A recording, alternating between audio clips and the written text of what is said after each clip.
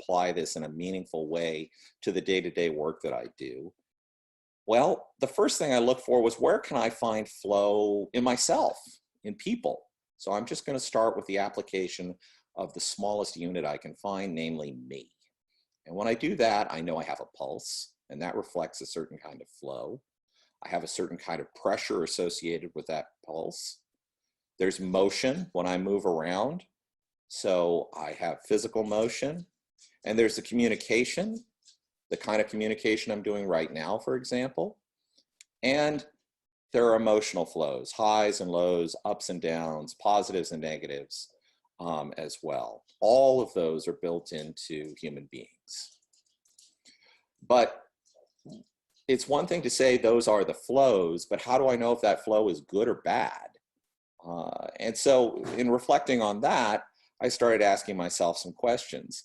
How would I know if the flow is improving? In the case of my pulse, is it going up? Is it getting faster? Is it slowing down? Is that good? Is that healthy? Or is it a problem?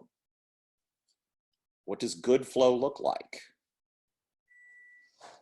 Where should we look for flow? Should it just be pulse? Are there other things I should be assessing? Other humors I should be looking to? Other elements like emotional flow that might be worth measuring? And how do we diagnose these things? Because ultimately, if we're practically going to use this understanding of flow, how can we use it to say something interesting about the people and the systems that we're working with? So I took a stab at it. And the first thing I thought was, well, what would be my analog for a pulse rate for an organization? And I thought, how about production releases? Every time there's a production release, that would be one single pulse of the organizational heartbeat. And so if you look and collect anecdotal evidence, which is exactly what I've done here, you'll see that Google, Amazon have a production release pulse, at least according to the literature that I read at the time, of close to 10,000 releases per day. Netflix, slightly less. I picked a retailer that I was working with as well, and they were down around the hundreds of releases per day. This is a logarithmic scale. Etsy, same ballpark. And then Facebook, which was only releasing a couple of times a week, at least at the time. Again, this would be a way of asking ourselves, does this organization have flow? And I would say that on the high end of the spectrum, Google and Amazon, absolutely.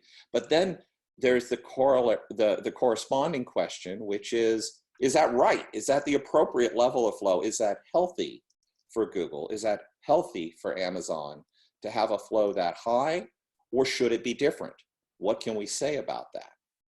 And so perhaps you could say that for organizations of that size, of that magnitude, we might expect to see some sort of pulse in that range, or some sort of releases per day in that range as a target or as an ideal, if you have a similar kind of business.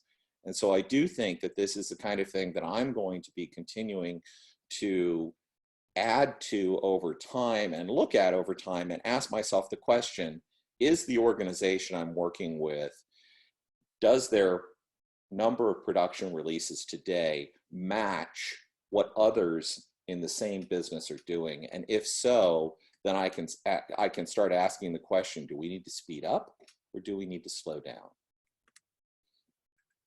When it comes to pressure, it's a little bit trickier, but here's my analog or my thinking around how we might measure pressure in a business. This is what we used to affectionately at CA call the stripy horseshoe, which was basically the concept to cash process that most products go through, where you come up with the idea, you go through some funding process, do some analysis, some planning, some development, some testing, some deployment, and out the door it goes. So I use this as a starting point, but I stretched it out. And so I laid it out flat. And then I said, okay, what if we were to overlay this with time and pressure at each phase through here? So what if we asked ourselves, because I do believe that at certain points there is more or less pressure in the system. Funding might create some pressure as people have to come up with justifications and have to get approvals, analysis, maybe a little more, planning, maybe not so much. But then when you get into the hardcore development and testing, the pressure really starts to build. And that can actually get quite high around deployment time, and then the pressure eases again. And what's happening there is there's some sort of turbulence underneath this that's causing it. So when you get these high pressure points, they're usually a reflection of some sort of turbulence within the system. And that turbulence might be, and often is, a reflection of backlogs in the system. And so if you look at the system and you ask, where are the backlogs? It's very likely that's also where you're going to find more turbulence, more pressure in the system, and the associated releases of pressure that occur when those things are actually deployed. And so pressure in a system could be analogous to the size of the backlogs in the system. Very, very large backlogs create a great deal of pressure. Smaller backlogs, much healthier. So again, going to the question of it's one thing to say, yes, Tom, there are backlogs, and yes, they do create pressure of some sort, but what's healthy pressure? Because no pressure at all is not healthy either. So we want to have some sort of pressure in the system, but we don't want too much and we don't want too little.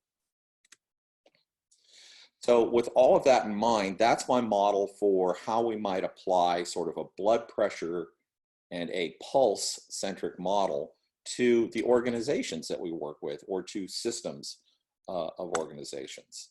So the key takeaways here being that organizations, like people, have pulse and pressure.